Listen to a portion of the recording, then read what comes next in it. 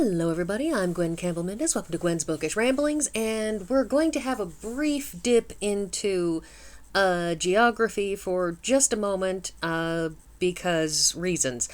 The Dolomite Mountains are, as you can see here, mountains located in the north end of Italy. And, have a picture. So, this particular next book is a retelling of an Italian folktale. For the record, I took this picture and the map off of Britannica, just so you know. And you should also know that I used to have a copy of this particular book, but it vanished. And I have no idea where it went, so I had to go to the library, and the library only has a copy in their special children's collection of carefully preserved historical heritage book things. Anyways, this was published first in 1980. That is, actually before I was born, but not long before. Anyways, and so it's a book that is old enough that you're not going to find copies of it for cheap. You're not going to find copies floating around. So I had to go down to the library, and I couldn't, run it through a scanner. And actually, the Toronto Public Library is currently having a database crisis because somebody hacked them, and it's been bad. Anyways, so the big thing is that a lot of these pictures, therefore, the book had to be put on a sort of a carefully angled book stand thing because they didn't want to risk breaking the spine. So these are not the greatest pictures because I had to sort of hold a tablet over them and hope I got a decent photo. But here you go, and if you see this book, highly recommend it. Assuming you're up for children's books. So this is The Prince of the Dolomites by Tomie de Paola. You'll have to forgive my complete lack of Italian. Anyway, so this is the front and back covers of the book. By the way, Mr. de Paola is also the person who did the illustrations. And what's particularly interesting about the illustrations is, have a better look at the front cover, if you so desire, is if you look at this, this is abstracted, of course. It is. But there's an element of realism to this first image. This particular character we see surrounded by children is called Zio Narratore. I assume that he's called this is probably something to the effect of master storyteller in Italian. Anyways, you can see that this seems, to be, to a certain extent, simplified drawing, slightly cartoony. But here's the thing, when you move on to the next section, you can see how these pictures of the prince, who early in the book everybody called him Prince Solatio, Prince Sunshine. Later in the book, they call him Prince Pazzo, which means crazy because he sort of loses it. But the thing is that this is him at his birthday when his mother is trying to get him to marry, and a bunch of princesses from foreign climes, from places far away, are brought to him, and because she is hoping to find, a bride for him that he can love. And you look at this and you can see this is much more stylized than those earlier pictures. This is not just a photograph. This is not just, an imitation of life. This is very deliberately, overtly stylized. Anyways, so the prince is born to his widow mother, and as I said, when he reaches 1920, that she decides that she wants to get him married because, of course, he has to at some point. Anyhow, this is skipping somewhat ahead, but what happens is that the prince goes out into the garden, and when he's in the garden, he sees a beautiful woman and falls instantly in love with her, and when she vanishes, he becomes ill. It's a fairly standard fairy tale trope, of course, the prince who is madly in love and who becomes deeply ill when he can no longer find his love. And he is aware that his love is on the moon, that's where she's from. And so he is trekking around the kingdom, having become weak and listless, when he finds these group of little tiny men. They call themselves the Salvani. They're sort of like elf dwarf things, with some sort of magic powers, as we will see later. And they tell him that they have been endlessly driven from their homes, and so he offers to give them a home. And they delightedly agree, and eventually he tells them about his being in love with the princess on the moon, and they tell him of a way to get to the moon. That he should get a single perfect rose and go stand in a particular place, and he has to, you can see that if you're looking carefully, because this is not the best photograph, but I mean, what can you do?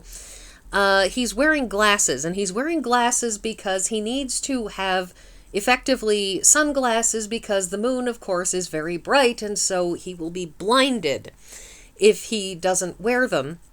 Although he is warned that if he doesn't, that they have a time limit and they can only protect his eyes for so long. But he's told if he gets a single perfect rose and says that he needs to speak to the Moon King's daughter and give it to her himself, then, they will take him to the moon. So he is taken to the moon, where he meets Princess Lucia, the youngest daughter of the King of the Moon.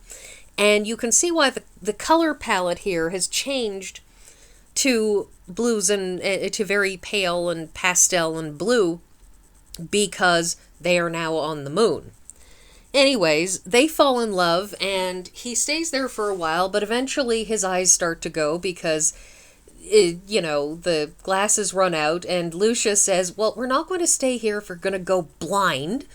So they head back to planet Earth and return to his kingdom and his mother, who was doubtless terrified and worried for him.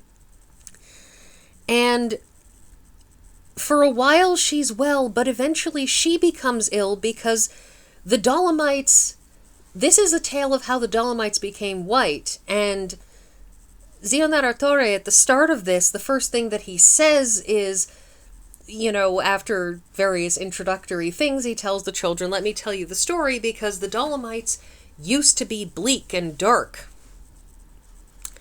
And you saw that image that the Dolomites appeared to be very, very bright. I suspect on closer inspection they're probably just as dark as any other mountains, but, distance and snow and whatnot can make things appear brighter. But anyways, although I assume there probably are fundamentally lighter or something. Anyways, so this is a drawing of the princess who is dying and is very, very ill, and he's constantly bringing flowers in the hopes of cheering her up, and she keeps on asking for more light, that it's too dark, and so she's constantly surrounded by all of these candles, trying to make the room light enough for her, because she just keeps becoming more and more ill. And the Salvani, pictured here, return to the story, and they say, as a thanks for the fact that you have given us a home, we will solve your problem. And so they go and they use magic to steal the light to take the light of the moon and weave it into ropes, and then turn those ropes into a net and cast a magical net of light over the Dolomite Mountains, turning them white. And so, thus the story of how they turned white, and the princess recovers and becomes better, and we have this final lovely image of the pair of them with the prince's nurse, Magarosa, who apparently insisted on being the prince's children's nurse as well, even though she was very old, and the queen on the left, with the mountains in the background. And the thing that I, of course, loved most about these books, the story is what it is. It's fine, it's a lovely retelling of a folk tale. But what's really, really wonderful about these are these illustrations. You know, the first illustration, that initial one, where we see the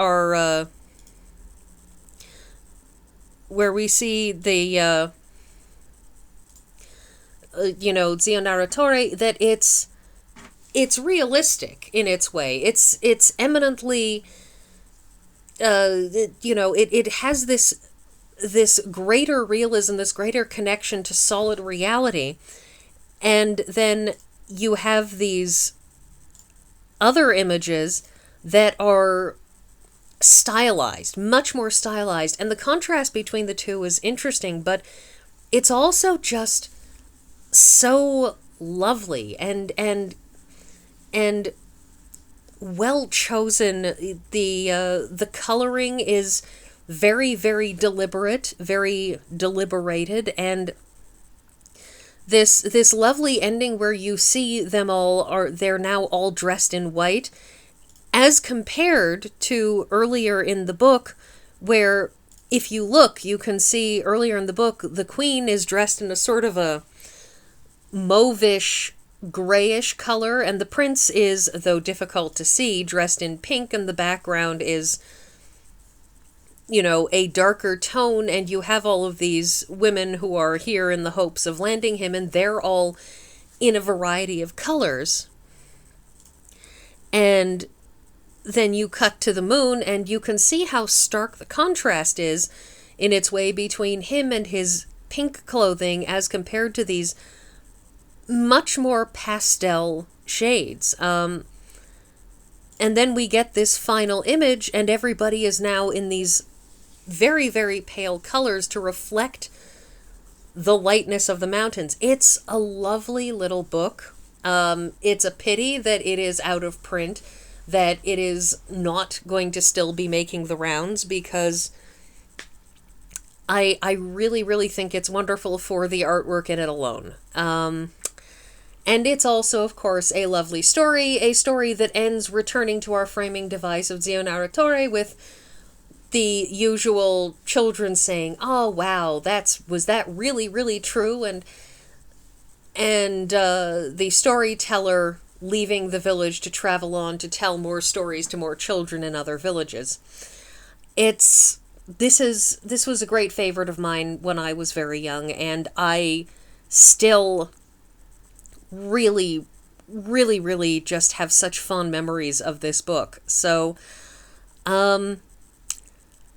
all I can do is hope to keep the memory of it alive, and hope that at some point people will keep looking and will find this book again, because it's really just a lovely piece of work and a lovely piece of children's writing that I absolutely think shouldn't be forgotten. So that's everything, and I will see you all next week.